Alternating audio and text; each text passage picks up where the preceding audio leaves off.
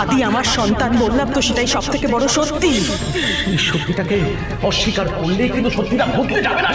জন্ম দিলে মা হওয়া যায় না। এটা আমি কি দেখলাম? আদি এই রায়বাড়ির ছেলেই নয়, ও অ্যাডপ্টেড। ভগবান জানে এই কথাটাই বাড়ির কেউ জানে কি না। তো আদি জানতে পারলে তো। শুভ,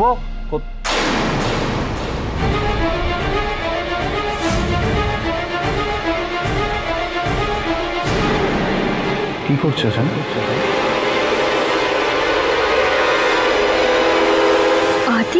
আদি কখন এলো? যার কাছ থেকে আমার সত্যিটা লুকোনো সব থেকে বেশি দরকার, সেই সামনে চলে এলো।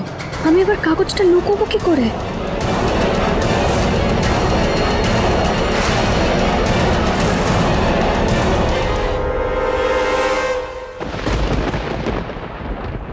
এ জন্মে সবকিছু ফেরত আসে সেবন্তী। একদিন আমিও এভাবে কেঁদেছিলাম যখন আমার সন্তানটাকে অনেক দূরে নিয়ে চলে যাওয়া হচ্ছিল আমার কাছ থেকে। তখন কিন্তু আমার যন্ত্রণা কেউ বুঝতে পারেনি। আমি তোর ঠিকানা পর্যন্ত জানতাম না।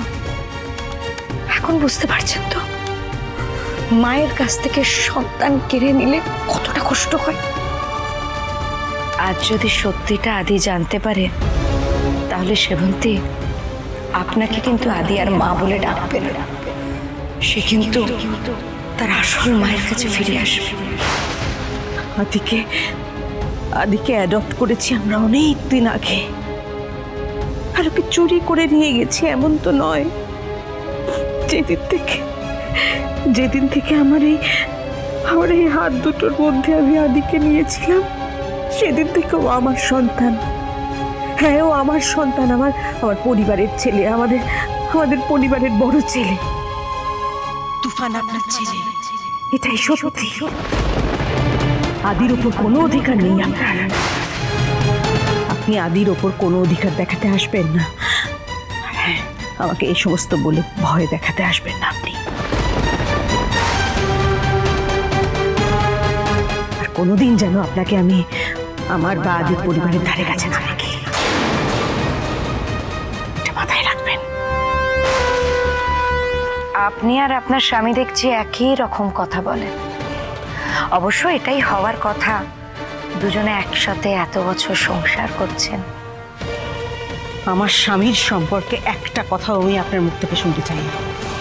ভবিষ্যতেও কোনোদিন আমার স্বামীর সম্পর্কে একটা কথা বলার দুঃসাহস আপনি দেখাবেন না।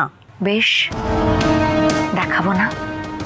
কিন্তু সেবন্তী, আপনার স্বামী কি আপনাকে কখনো বলেছে কেন আপনাদের ছেলেকে আদিকে আমার কাছ থেকে অ্যাডপ্ট করেছে?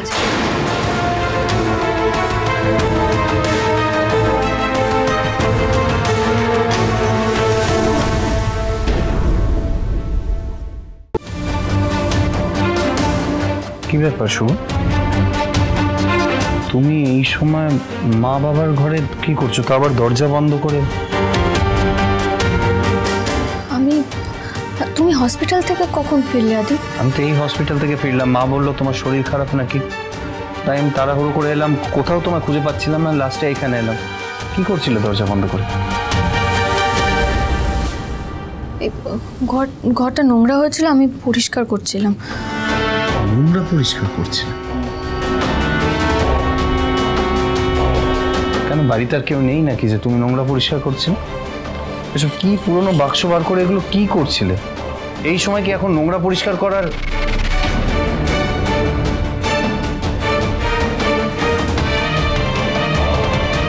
শুভ, হাতে ওটা কিসের কাগজ?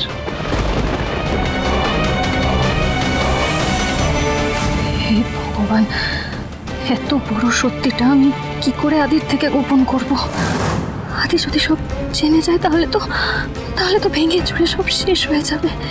কি করি ঠাকুর, আমাকে তুমি পথ দেখাও।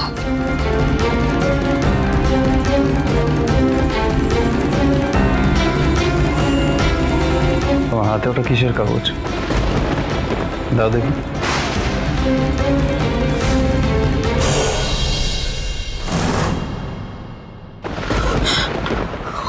God, how is it possible? না না না না না না না, এটা তো কিছুতেই হতে পারে না। এটা তো কি করে হলো? এটা কি করে? না না, একবার ইন্টারনেট চেক করি, আমি শিওর হতে হবে। এখানেও তো বলছে দুটো দাগ হলে পজিটিভ, কিটেও তো দুটো দাগ। ও মাই গড, আমি প্রেগন্যান্ট। না, I just can't imagine. এটা কিছুতেই হতে পারে না। আমি তো বিশ্বাস করতে পারছি। কাকে বলবো এগুলো আমি এখন? অভ্রকে বলি।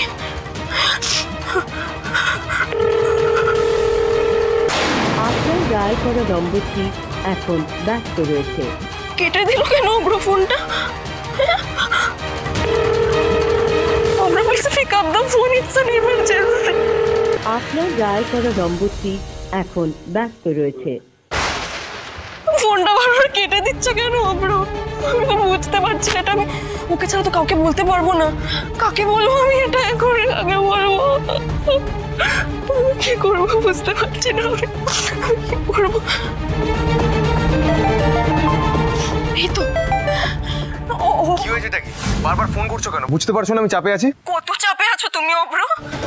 আমি চাপে আছি বলে তো তোমাকে ফোনটা করছি বারবার। শোনো, তোমার আর আমার একসাথে ঘোরার ছবি আমার বাড়িতে কেউ পাঠিয়ে দিয়েছে, আর আমার মা সেটা জেনে গেছে। সেই নিয়ে বাড়িতে তুমুল অশান্তি চলছে। এখন কদিন তোমার সাথে আমি কথা বলা বা দেখা করতে পারবো না। আগে বাড়ির ঝামেলাটা একটু মিটুক, তারপর দেখা করবো। অভ্র, আমি প্রেগন্যান্ট।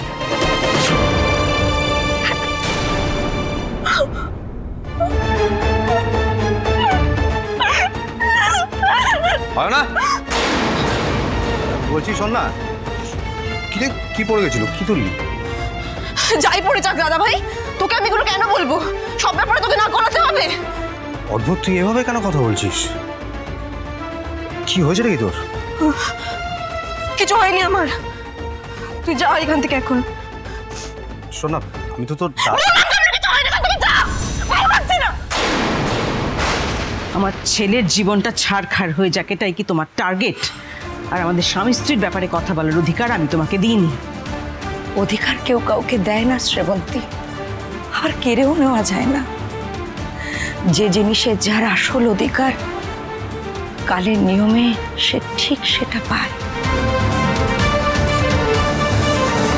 যার যেখানে পৌঁছানো সে ঠিক সেখানে পৌঁছে যায়। ভবিতব্য ঠেকানোর সাধ্যি তোমার আমার কারণ নেই।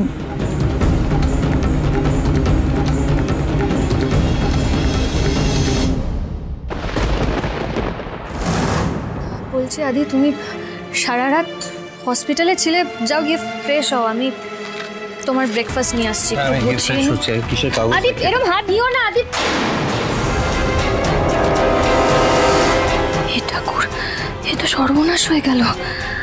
আদি তো এবার জানতে পেরে যাবে যে ওই বাড়ির ছেলেই নয়, ও অ্যাডপ্টেড।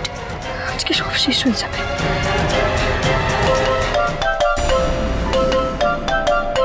তুফান, হ্যালো তুফান। হ্যাঁ, আমি কাল থেকে তোমাকে কতবার ফোনে ট্রাই করছি, একবারও পেলাম না। তুফান, তোমার মার অ্যাক্সিডেন্ট হয়েছে, তুমি মেসেজটা পেয়েছো তো? আমি তোমাকে অনেকবার বলার চেষ্টা করেছিলাম। হ্যাঁ হ্যাঁ হ্যাঁ, অ্যাকচুয়ালি কি হয়েছে, খুব বাঁচা বেঁচে গেছি। ভাগ্যিস তুফানের ফোনটা এলো, নাহলে যে আজকে কি হতো। আমাকে মা বাবার সঙ্গে এই ভয়ঙ্কর সত্যিটা নিয়ে সরাসরি কথা বলতে হবে। এটা সবার সামনে এলে তো আমাদের সবার জীবন ছাড়খাড় হয়ে যাবে। তোমাদের মনে হয় না যে সত্যিটা জানানো এটা তোমাদের কর্তব্য? আদির সত্যিটা জানা অধিকার। তোমরা তো অন্যায় করেছো আদির থেকে সত্যিটা লুকিয়ে। আর এই দেবিকা কাকিমাই যদি আদিকে সব সত্যি বলে দেয়। দেখো কাকে নিয়ে এসেছি।